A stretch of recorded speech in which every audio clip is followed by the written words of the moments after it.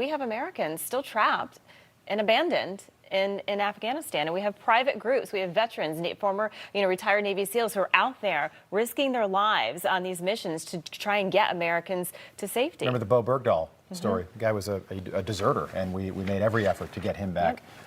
We need to do the same now. Yeah, all right. Joining us now to break it all down, former U.S. Air Force General and U.S. Military Deputy Representative to NATO Blaine Holt, a retired Lieutenant Colonel who served 4 tours in Afghanistan, and the Executive Director of RestoreLiberty.org, Darren Gobb, and Presidential Historian Doug Weed. Gentlemen, good morning to you, and thank you for joining us today. Doug, it's nice to have you back on the show.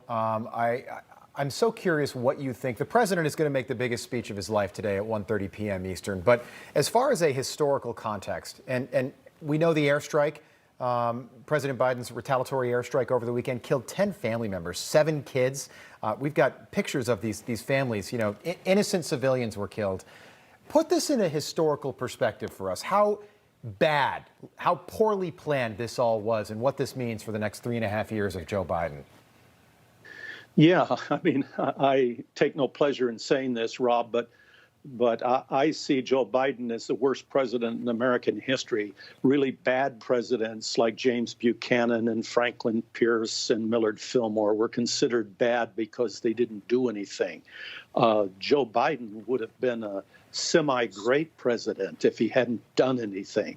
But he immediately came to office and ended America's 60-year effort for energy independence. And that was his opening salvo. I've known 6 American presidents, been in their homes. They've been in mine. I've traveled with them. I co-authored a book with one, wrote biographies of 2 others. This is the worst presidency I've seen. We will have to see what President Biden says today at 1:30 Eastern time as he addresses the nation. As Rob, we were talking about, not the best time to address the nation. You usually do it in the evening time, or you usually do it. He would have done it yesterday. Wouldn't that have been nice? Issuing a paper statement. To mark the moment? No, he says, I'll do it at 1:30 in the afternoon, gentlemen, and I'll do it so no one can see. I'll avoid prime time at all costs. We'll wait and see what the president says today. General Holt, Colonel Gobb, and presidential historian Doug Weed. Look forward to having you back on again soon.